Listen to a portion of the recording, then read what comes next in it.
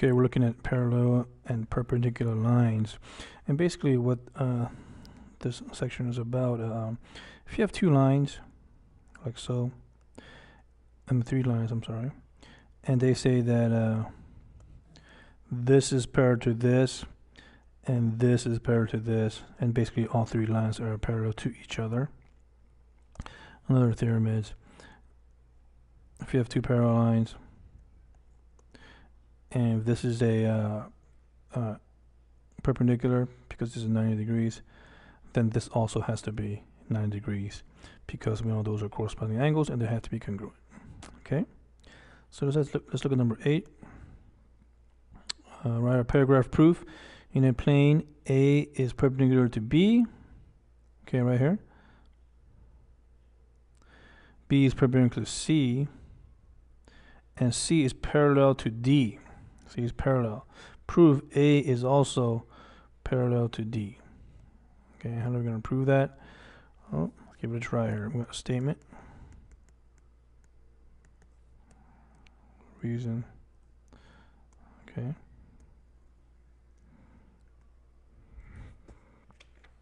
You first write down the given statement.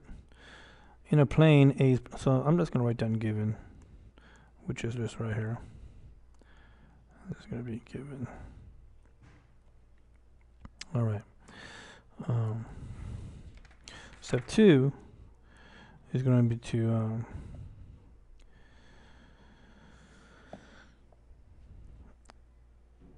if A is perpendicular to B and B is perpendicular to C, then we can say A is parallel to B right here.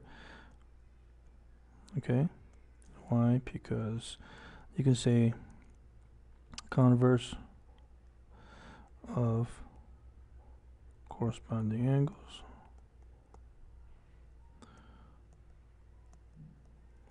Or actually, we should, yeah, this is also perpendicular to this, and we can say if, and then we can say A is parallel to D, because if we know that A is parallel to C and C is parallel to D, that's given right here. Okay, that A has to be parallel to D, because if two lines are parallel to the same line, they're parallel.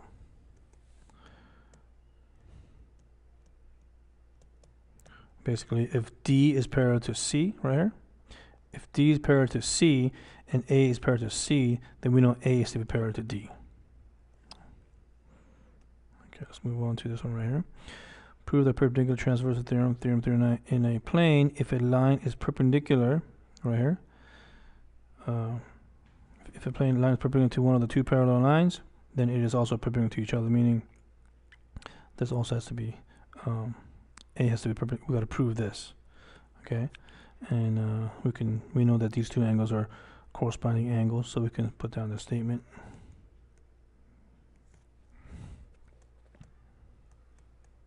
Reason.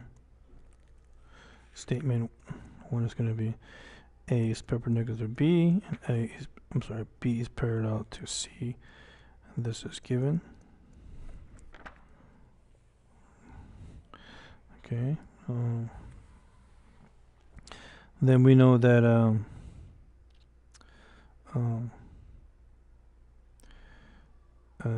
can we say this here?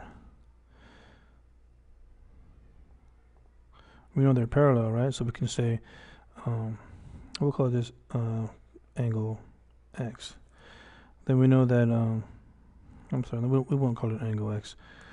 We could just simply state the fact that A is also perpendicular to C,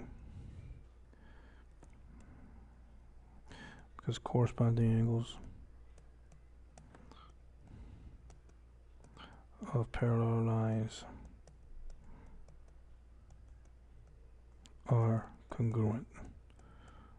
And what that means, once again, is if this angle right here is 90 And we know this is parallel, and that means this also has to be 90, which is what we're trying to prove. And we can say, right, I guess that's it.